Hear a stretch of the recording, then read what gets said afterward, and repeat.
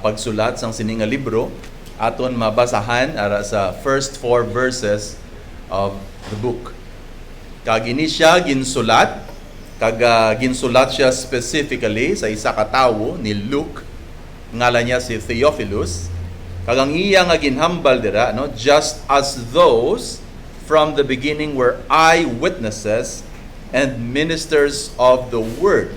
That's chapter 1 verse 2.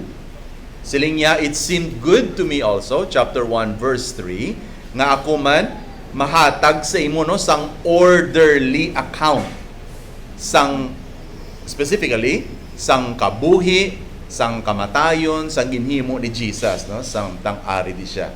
Kag ang purpose niya is ara sa verse 4. Para ikaw, no, Theophilus, kag eventually sa mga readers man, will have the certainty concerning the things that you have been taught. Kasiguraduhan. Ang kasiguraduhan nga ginahambal niya ni Luke is ang kasiguraduhan sang kabuhi ngara sa kay Jesus nga nagadalaman sang kasiguraduhan sa subong kag sa palaabuton. So ara na kita sa chapter 2, kag if I may go through quickly ang ini nga mga kasiguraduhan nga ginhambal ni Luke. Actually nagsugod sa paghambal niya nga may isa ka forerunner before mag-abot ang Messiah, may maabot nga forerunner. Kagamo na sa si John the Baptist. Na ibusungod na siya, no, ni Elizabeth. After sina, may angel man nga naghambal sa kay Mary nga matawo man ang Messiah.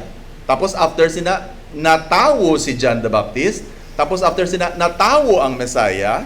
Kanami isang parallel nila, no? Kagang paghambal sang anghel nga ang matawo nga forerunner ang ngalan niya si John. Wala sila sang option kung nagginambalan sila sang angel, i-google nyo lang, damo da sang option sa mga ngalan, pag gusto ka mo kung ano iya nga ngalan.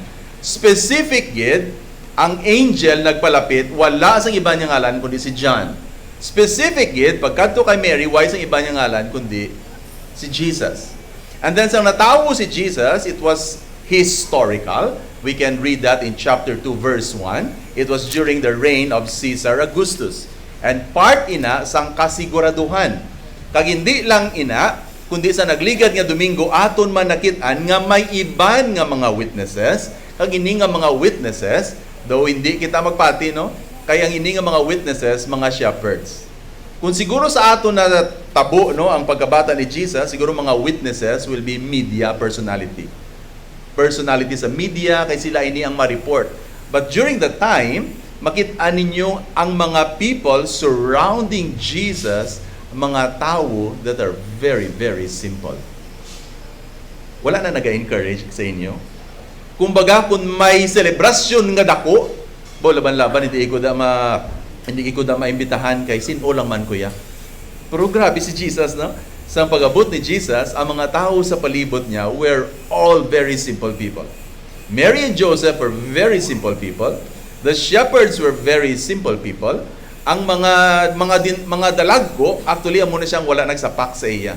That really speaks about kung ano klase nga savior ang may ara kita. So sa sining aga, ang aton nga talupang do, no, ang kasiguraduhan nga sa aton nga nabasahan kagina, Jesus indeed is light and glory.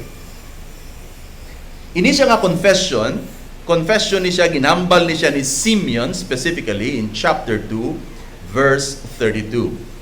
Nga sang naghambal siya nahanungod kay Jesus, naghambal siya nung nga si Jesus is light for revelation to the Gentiles and glory to your people Israel. Amang ko tako anay sa inyo, no? Ang mga tao bilang nga ara sa death row muna sila mga tao nga nagapila na kaysa dason nga kung saan ila schedule, bitayo na sila or mapatay na sila. And before matabuin na sa ila, may ginagapamangkot sa ila. Ano gusto mo kaunon? Last meal. No, ano yung mo gusto kaunon? Ano na siya, no? Para siguro madula naman lang git ko di. Siguro namin makakaon ko sa amo sini. May amo ka na sina, no? Or may away ko kabalo kung ako siguro ara sa death row, away ko kabalo kung may gana pa ko magkaon, no? Gusto ko na nga pagkaon, but I don't know kung ganahan pa ko na magkaon, no? Maybe you're thinking, of really dying. Or maybe anong imo nga gusto ihambal. No, kaya ka na sa death row. So maybe, you know, you're not in the death row, but sa tutuod lang gid, may pakaduan kita nga mo man sina. Siguro pamangkot ko sa inyo is, what is it that you should have or you want to happen so that makahambal ka, I'm ready to go. Napaminsara niya na. Maybe sa mga young people, wala pagid no. When you're young, when I was young, I was not thinking of that. Not at all. Ang ginapaminsar mo lang gidya nga, sa Lunes, makita na mo sa imo crush, right? Why would you think about dying when on Monday you will see your crush? And she will see you. And you will meet. Amo niya mo na paminsar, no? What is it that you should have or you know should happen and then masiling ka, mapatay na ko. Pwede na ako mapatay. I-assume ko lang, no? Maybe some of you are saying, siguro kung makitaan ko na akong apo, okay na ako. Siguro kung makitaan ko na, ano ba man? Siguro kung makitaan ko na nga successful na mga bata, pwede na ako. Siguro kung makapakasal na ko, okay na ako. Siguro kung makuha ako ng iniyak na akong nga damgo, okay na ko. Pwede na ako mapatay na. They are not bad things. But surely, they are things that reveal what is in our hearts. You are not thinking of those things if those things are not deep in your heart. Nagapaminsar kita sina, kay gusto nato, no? Matabo na kay bugat na siya sa imong heart. Tani, no? Before ako madula sa sininga kalibutan, madala na ako na akong pamilya sa kay Jesus. But silingon bugat na siya sa imong heart. This morning, we shall see that ang kaluwasan is seeing Jesus as light and glory. If you don't see Jesus as light and glory, maybe hindi naton nakitaan kung ano kabugat, ano kadako, ano kalapad ang kaluwasan nga ginaaman sa Ginoo para sa aton. Kag ini siya nga pagtan-aw naton magaproduce man ni siya sang humble submission and surrender to this God. Simple things this morning. Ang aton lang talupang doon, mga tao surrounding Jesus. The first, ang iya mga parents, Joseph and Mary. Second, the man named Simeon. And third, the woman named Hannah. Paano nila gintulog si Jesus? His parents, si Simeon, tapos si Anna. Masugod ako sa verse 21 sang chapter 2. Ano ang ginahambal, ginapakita diri sa aton sa passage. Nami kung makita ninyo sa Bible, no? This is chapter 2, verse 21. At the end of 8 days, when he was circumcised, sinong gin-circumcised? Jesus. He was called Jesus, the name given by the angel before he was conceived in the womb. The circumcision is not something medical. There are medical reasons, may mga rason ina, no, medically, pero sa Biblia, ang circumcision, sign na siya sang covenant, sang Ginoo sa iyang katawhan. Ina siya nga sign, ginhatag na siya sa kay Abraham. Kag mabasahan nyo ng istorya sa Genesis chapter 17. So the people of God, the male, are circumcised as a sign nga nabilong sila sa covenant sang Ginoo. No wonder makibot ikaw nga sa Exodus chapter 4, before Moses i-deliver niya ang katawhan sang Ginoo, actually there's a surprising story in Exodus chapter 4 that God wanted to kill Moses for a very simple reason, that his son was not circumcised. That is really a strange story. And it was his wife Zipporah nga nag-circumcise sa ilang bata. Meaning the sign of the covenant nga nabilong pa sa katawan sa Ginoo, which is circumcision, is very, very important sa ila. Nga si Jesus, nga ang iyang parents, gin-subject nila. Ano ang makit-an naton diri? The parents of Jesus, Joseph and Mary, na intindihan nila kung ano ang covenant sa Ginoo sa iyang katawhan. Wala sila wala naman na kaso, dugay naman sa tuod lang gid. Halin sa time bala ni Malakay, hasta sa aton nga time subong, there were already 400 silent years, way naman nagurog sapak ang Ginoo sa aton. So we might as well just do whatever we want. Pero diri naton makit-an, even though 4 centuries between Malakay and the New Testament, nga nangin silent ang Ginoo, wala siya sang revelation, wala siya sang propeta nga ginpadala, makit-an naton nga ang parents ni Jesus were actually knowledgeable of what God has done in the Old Testament. Mga kauturan, ang inisya nga paglambot sa ila sang istorya sa Old Testament actually tells us of a picture kung paano ni sila nagtubo, nga nakilala nila sa gihapon kung sino kag ano ang Ginoo kag ano ang iyang ginhimo sa iya katawhan. So ginpa-circumcise nila, and then remember, the name that was given Jesus was also the name given to the Son, the firstborn, Jesus. So makita na ito ng heart sa iyang parents. Not only that, let's go to verse 22. Nag-abot ang tion for their purification according to the law of Moses. Kung gusto niyo mabasahan ang bilog nga law on purification, pwede mo na siya mabasahan sa Leviticus chapter 12. Pero before kuda magkadto, may ginhambal siya in between, nga naghambal siya, They brought him up to Jerusalem to present him to the Lord, as it is written in the law of the Lord, every male who first opens the womb shall be called holy to the Lord.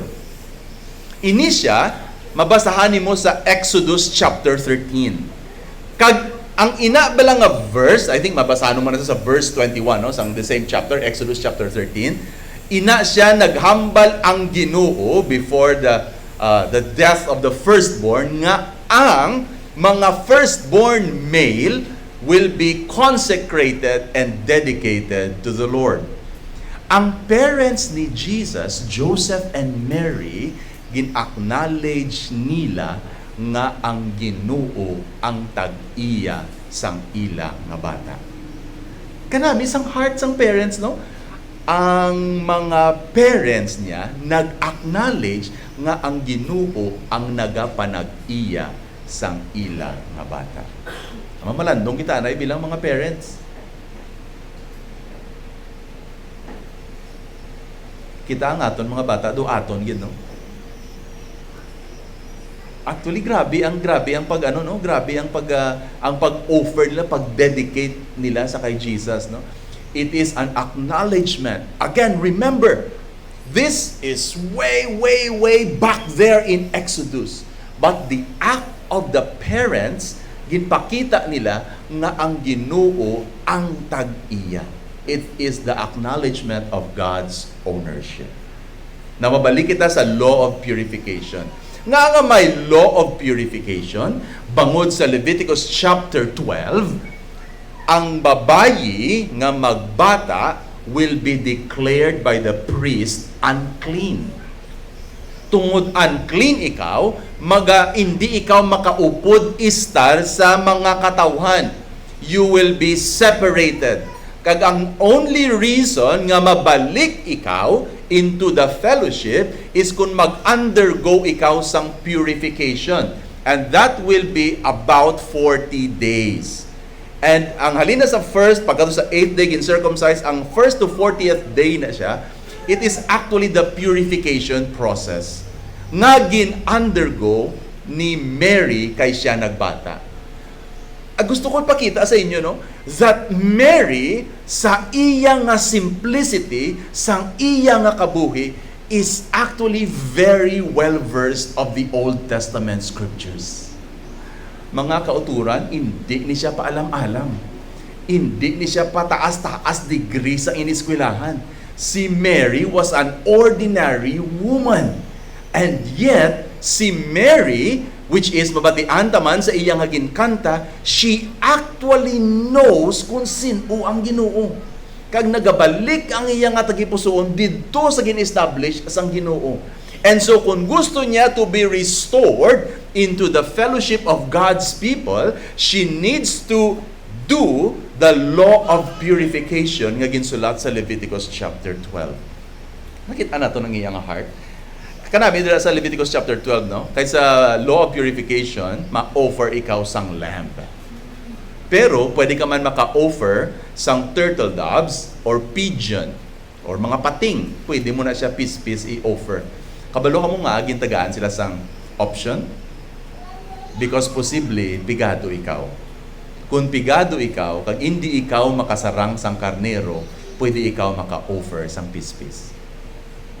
If you read the verse, what did Mary offer? She did not offer a lamb because she cannot afford. In short, Mary was not only simple, Mary and Joseph were poor. So, ang ilang again offering, ara sa verse 24, pair of turtle doves or pigeons, that is what they offer according to the law, because they were poor. Before I go to Simeon, let me put this together. Ano ang itsura sang parents, no, nga nagdala kay Jesus sa temple, no? Joseph and Mary. Diin naka-anchor ang ilang heart. They actually know God as He revealed Himself in the Old Testament. They were actually seeing that Jesus is both light and glory. Not explicitly, but implied, no? By the way, nga ginpakita nila paagi sa pagsunod sa mga kasuguan. Dili nimo makit-an kung ano ang ilang heart. Now, let's go to the second person. His name is Simeon. Kung tanawon nimo do, ayawan kini pangita, kung diin pag hindi siya nag-appear si Simeon. And amo na ni siya ang describe diri sa aton, kag si Luke ang nagsulat sini para sa aton. Saan gindala nila dito sa templo? This is now Simeon. Si Simeon is described as a righteous or just man and a devout, kag nagahulat siya sang consolation of Israel. Consolation meaning ang comfort sang Israel. Talawon ni si Simeon, no? So you can say, no, implied man sa passage, why dira ginhambal, no, nga si Simeon medyo may edad na ni siya. Ano ang ang description sa iya? He is just, he is devout, kag nagahulat siya sang comfort sang Israel. Nga comfort sang Israel because under sila sa pagpamigos. Tanawon nimong history, no, right after dira, no, grabe ang mga kinagubot, no, even during the time nga nagbato sila, no, with Judas Maccabeus, although wala na siya sa Bible, no, in intertestamental time, kag hasta nga naglambot sila sa among nga time, they were under Rome.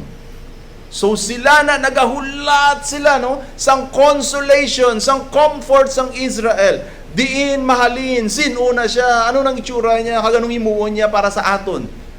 And he was waiting. Pero kanami sini, may promisa ang Ginoo sa iya. Specifically, anong promisa sa iya?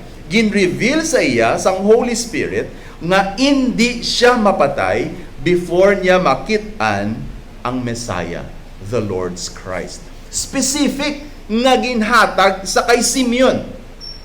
Kag sang nagkadto sila, si Joseph and Mary, in the Spirit, si Simeon, sang nakit-an niya, no, si Jesus, he took him, verse 28, in his arms and blessed God and said. Gin-reveal sa iya, siya na ni. Imagine nyo, no, nga si Simeon, no, may edad na, he is devout, he is righteous. It does not mean nga he is blameless. It means nga, ano siya, no? He is one of the faithfuls nga nagapabilin parehas sa kay Joseph and Mary nga kabalo sang Old Testament. So ini si Simeon, nagahulat siya, no? Kag gin-reveal sa iya nga siya na ni. Kag ang nakita niya was a baby. Kag gin-reveal sa iya nga siya ni ang comfort of Israel. Anong ginambal niya ni Simeon? Lord, verse 29, Now you are letting your servant depart in peace, according to your word, for my eyes have seen your salvation, that you have prepared in the presence of all peoples. Pamangkot ko kagina, no? Paano ka, kag sa, ano ang ara sa imong heart kag makasiling ka, kung makwa ko na ni, or kung matabo na ni siya, pwede na akong mapatay. This is for Simeon. Anong kay Simeon? Nakitaan ko na ang Messiah. I'm ready to die. What has been in his heart? Ang unod sang iyang heart, he has been longing for God's comfort nga mag-abot sa iyang katawhan. Kag ano ni siya nga comfort? This comfort is in the person of the Messiah. Kag sang nakit-an niya si Jesus, nagsiling siya, no, pwede na ko mapatay. Kag diri niya gin-confess, ang muning kaluwasan, no? Tanawon ninyong connection, no? The comfort of God's people is actually equal sa iya nga ginhambal sa verse 30, salvation. God's comfort is not just comfort that you will feel good. The comfort nga ihatag sa Ginoo is kaluwasan. Kag ang ining nga kaluwasan, verse 32, light for revelation to the Gentiles and for glory to your people Israel. Si Jesus is light of revelation to the Gentiles and glory of Israel. Nga aman, no? Tandaan nato, no? Magsiling kita gani Gentile, buot silingon hindi ikaw Hudiyo. Pareha sa aton, Gentiles kita. Kag kun basahon nimo ang Old Testament, dira nimo makita ano nga naka-focus ang Ginoo sa pagdeal sa iyang katawhan, which is largely mga Hudiyo. And so because he is dealing with the nation Israel bilang iya katawhan, ang mga Gentiles are considered people who are in the dark. Why kamuyas ang revelation? Kay ang revelation sa amon lang gid. And by the way, ang istorya sa Bible, nagadako, no? When you read the Bible, kay ang abi nila nga ang mga Hudiyo lang gid ang katawhan sang Ginoo, sang nag-abot si Jesus, dili naton makita, no? That ang kaluwasan gali was not just to national Israel. Kag makibot ikaw kay initial light of revelation, because in any way at any time, think about this. Wala diri sa aton sang posible nga mangin Hudiyo. Posible na. So in that way, I cannot be part of God's people.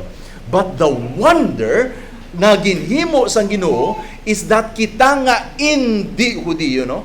Jesus, the light of revelation to the Gentiles, actually has included us sa iyang kaluwasan. That is what the meaning of ang promise sang Ginoo, nations sa kay Abraham. Hindi lang nation, kundi nations.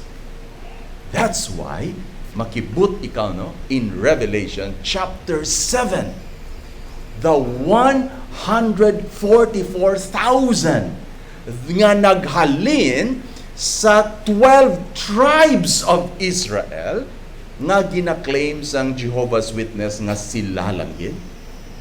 And that is wrong, because when you read chapter 7, sang ginpakita sa kay John ang vision of the 144,000. Do you know what the next verse says? Then John saw a multitude coming from nations, tribes, languages, and peoples. Buot silingon, ang Hudiyo, ang katawhan sang Ginoo, are not just Jews, but everyone nga nagtuo sa kay Jesus. So nagbago ang istorya, no? And by the way, if you're interested, if you read Revelation chapter 14, the 144,000 gin-mention sila liwat. Kag ini sila nga mga katawhan are the people who were singing the song of Moses and the song of the Lamb, because they are redeemed by Jesus. So in short mga kauturan, ang aton nga kalipay nga bisan Gentiles kita, bisan outcast kita, si Jesus ang light naton nagdala sa aton nga manginbahin kita sang iyang nga katawan bisan pa Pilipino ikaw. Grabe nga grasya, no?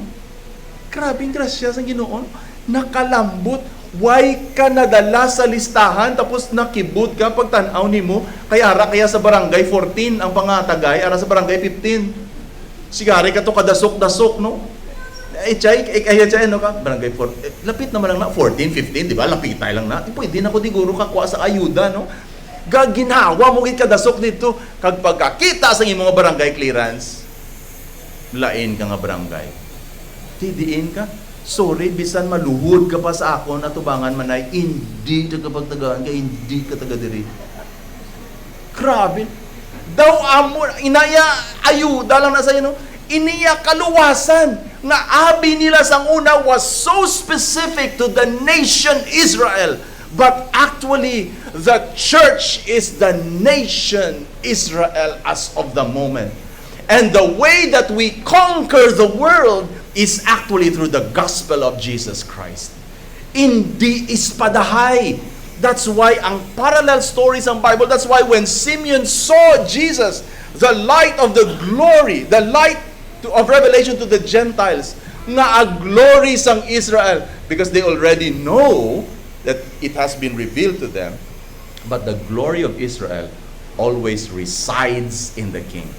Tan-awa ninyo, no? Sa ilang pangabuhi, aran ako subong sa Kings, no? Sa akon nga reading, ang glory sang nation Israel always resides with the king.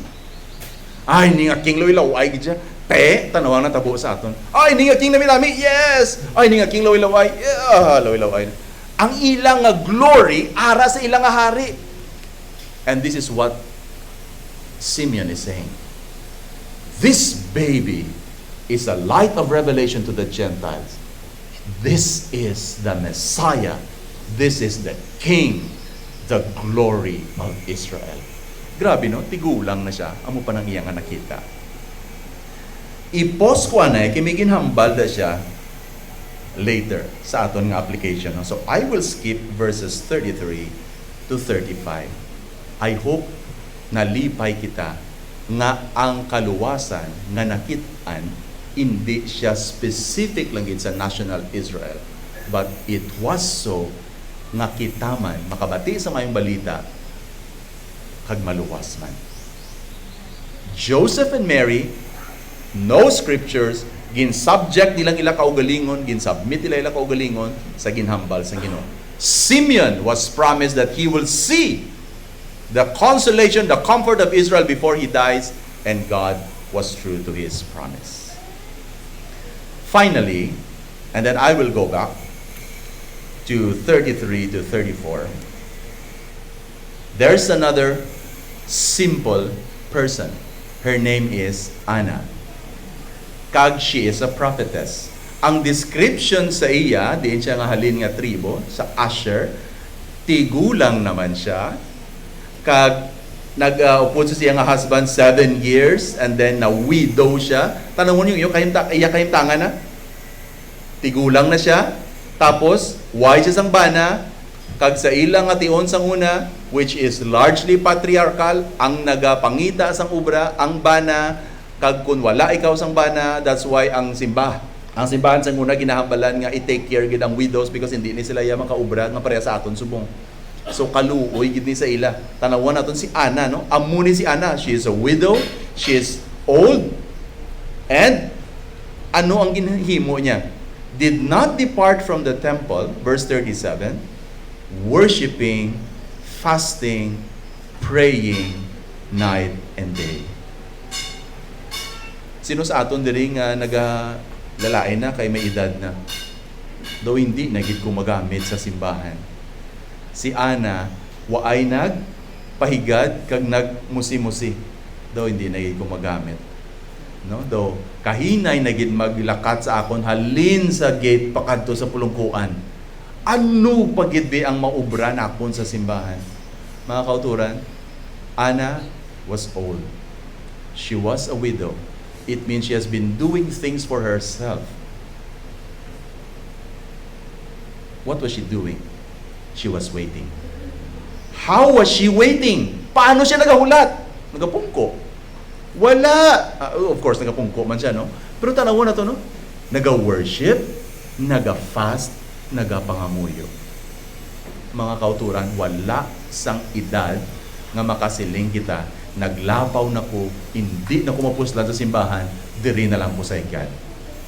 Pwede siya, no? Nagasimba siya, naga-fast siya, no? Nagapuasa siya, nagapangamuyo siya, and coming to that very hour, tanong ang effect sa iya, no?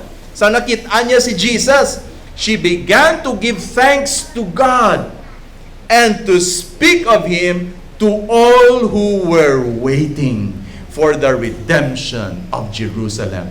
Thou parihas, the consolation of Israel, the comfort of Israel nga nakita ni Simeon is actually salvation, which is actually redemption. It's just the same thing. Kag ini nga bagay na sentro sa isa lang ka person.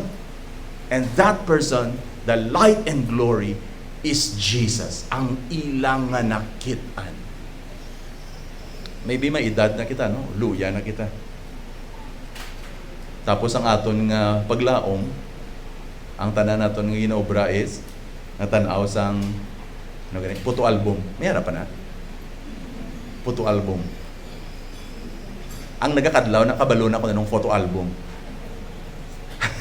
Ang photo album, amo na siya ang first nga makitaan mo gid magsulod ka sa balay. Haranan sa kilid. Amo na sang mga picture sa mga bata. Grabe, sunguna, grabe ko padlagan. Sunguna, no?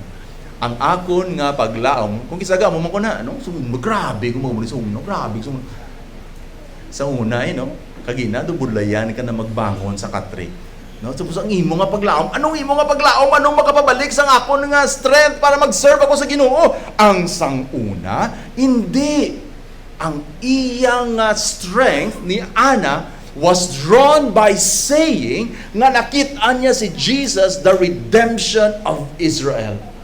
Even though amo na ni akon nga edad, even though amo na po ni kaluya, ang akon nga paglaom wala sa iban kundi the redemption of Israel, which is in Jesus. Amo ni ang nagpahatag sa iya sang puso. Hindi kita madulaan sa paglaom kung nagaluya kita. Maluya gid kita. Pero mangin mapuslanon kita gihapon sa Ginoo. Pwede ka maka-worship? Yes. Pwede ka maka-puasa? Mamangkot ka na sa mga doktor, no? Kung allowed, no? Basi malipungan ka lang sa tamang kalawig nga puasa, no? Pwede ka kapangamuyo, pwede gid kag nakit-a niya, no? Redemption of Israel. Joseph and Mary, Simeon, and then Anna. Now let me go back to 33 and then I will close. Sang ginbless ni Simeon ang bata, may ginhambal siya, no? Verse 34, Behold, this child is appointed for the fall and rising of many in Israel, and for a sign that is opposed, and a sword will pierce through your own soul also, so that thoughts from many hearts may be revealed. This is the part of the passage nga nagadala sang sakit sa tagipusoon.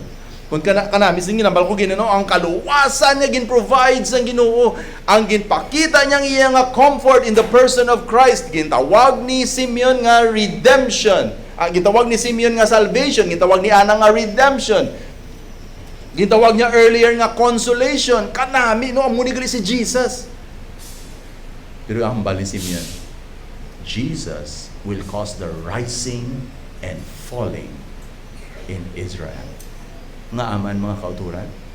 Because if you want to see Jesus as light, you should confess that you are in the dark. And it is not something easy to do. Ako ya, buot ko ya nga tao ya. Wala ko ya may ginaharm. Buot ko ya. Hindi ko ya. So kung may amo kita sina nga huna-huna, but silingon wala ni mo nakitaan kung ano ka dark ang imo tagipusoon, kay why mo nakitaan kung ano ka dark ang imo nga tagipusoon, wala ikaw nagalaom nga tagaan ikaw sang kapawa sang Ginoo.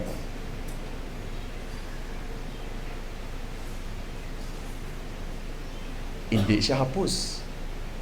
Si Jesus nga nagpakaon sang 5,000, did he become famous for that? Oh yes, he did.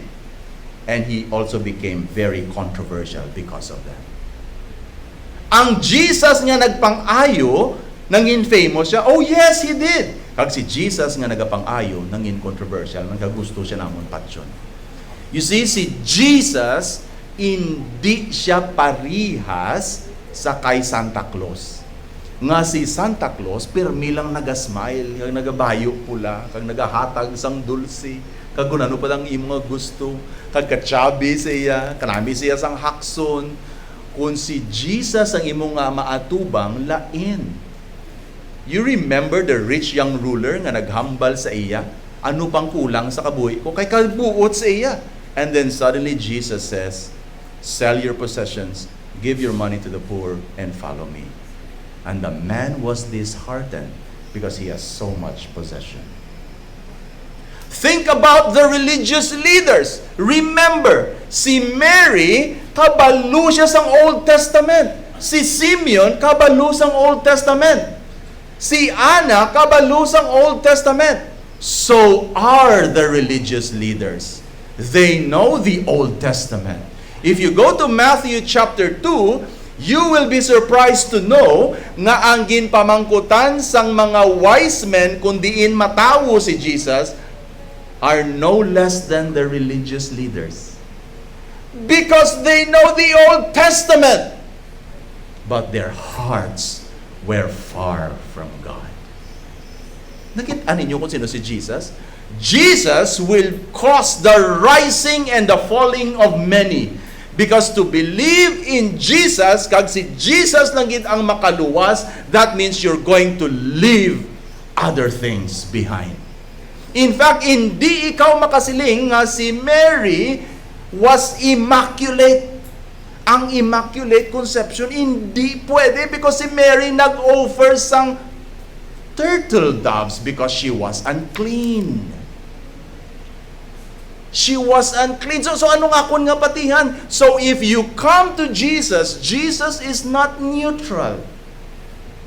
If you see Him as light, you will see that your heart is dark. That's why ang pagkilala kay Jesus, nagayaob kita, no? Hindi kita nagademand kay Jesus. Dapat si Jesus, ya, amuni mo niya sa akong dugay na ko di. Si Jesus, dapat amuni, hindi ikaw nagaamu sina, no? Kundi ikaw submit kag naga-surrender sa iya. Jesus is also a sign to be opposed. Because when you see Jesus as He is, malain ang imong kabuhi. Do you think it was easy for Mary and Joseph nga himuon ang ini nga mga bagay? Bago lang ko nagbata, tapos mo-offering ko daya, kabudlay na iya. They did. Because hindi sila ang nagadikta sa ilang kabuhi. Ang faithfulness, no? Nagahalin na siya sa faith. Faith sa Ginoo, nagaproduce na siya sang faithfulness. Kung hindi ni mo na makilala ang Ginoo, hindi mo makita ang Ginoo nga light, hindi mo siya makita nga glory, then hindi man na siya magproduce sang faithfulness. That's why Joseph and Mary, Simeon and Anna were faithful because they saw Jesus as light and glory. Pero kasakit-sakit pagit sang ending sa kay Mary, no? You know this baby? A sword will pierce through your own soul.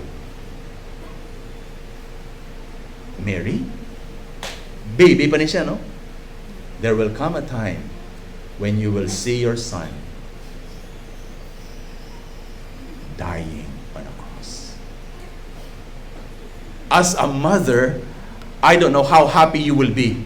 Ay, kanami, kamusta yung bata? Nami, in-crucify siya. is there a mother who can rejoice with them? Nakita niya si Jesus, and finally sa last day si Jesus, no, kita niya iyang anak, a sword will pierce your soul. But this sword that will pierce your soul is actually the salvation that He is accomplishing para sa imo. Grabe istorya, no? Ang pamangkot sa aton sa siningaga is very simple. Just two things. Do you see Jesus as light? A revelation for you. Meaning, kung magatubang ka kay Jesus, you do not present your righteousness. Ako ya buod ko yan, no? Ako ya mayo ko yang tao. Siguro mamalandong kita siningaga, no? Ang basis naton permi sa aton nga morality are other people. Kung ang imo nga basis, hindi mo makita si Jesus na light. You will never see Him as light. When you open yourself to Jesus, kag makit-an ang tanan nga unod sa imo nga heart, daw mahuya ka sa darkness nga ra sa imo nga heart. Pero ang kanami, kay because wala niya kaginaplas lightan lang, Jesus will also cleanse you. Nagsulod lang sa mind ko, no? Ang Leviticus nga nabasaan ko weeks before. Kung unclean ka bala, ang tao nga unclean, makadto ka sa gwa, tapos masinggit ka, ikaw mismo nga unclean, no? Unclean, unclean! Di sino pa mapalapit sa imo? Actually, kung magsinggit ka nga mo, wala sa taong palapit sa imo. So malakat ka ha, ang priest mambal sa imo is ikaw, you're unclean. Go, paglakat mo, hindi ka lang maglakat, mapabalo ka gid nga unclean ka. So galakat siya gasinggit, no? May exclamation point. Unclean, unclean. So samtang galakat ko gasimba ko bino. Unclean, unclean. So kada labay mo nagapahalaplakag ang mga tao because you are unclean. And you will be an outcast. And the only reason for you to return to the fellowship is that you will be clean. And who can cleanse you? Not the ceremonies, but only the Christ. The Lord will show what's in your heart that is dark, because He is light, but He will also cleanse you.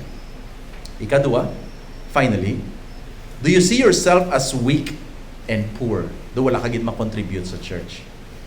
Faith in God will produce faithfulness to God. Wala sang bata ukon masyado ka may edad na nga hindi na siya mangin mapuslanon. Kung tanawon mo, no?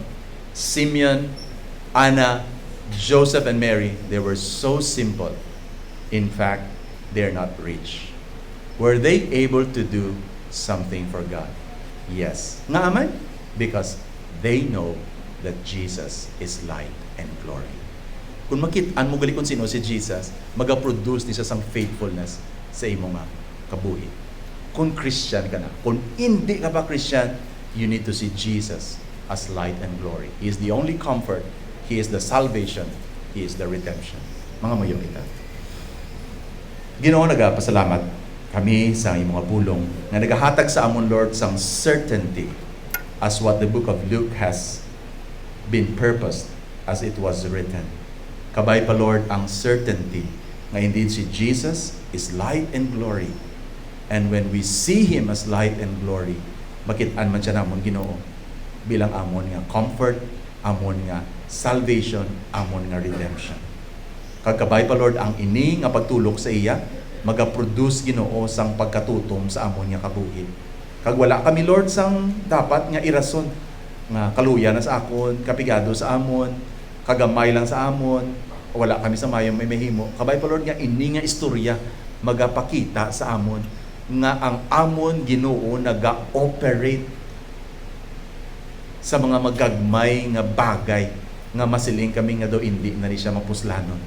Patawara kami, Ginoo, sa mga tion nga ginakabig namon ini nga mga bagay nga hindi mapuslanon, when in fact sa imo, Ginoo, mangin mapuslanon pa kami sa gihapon.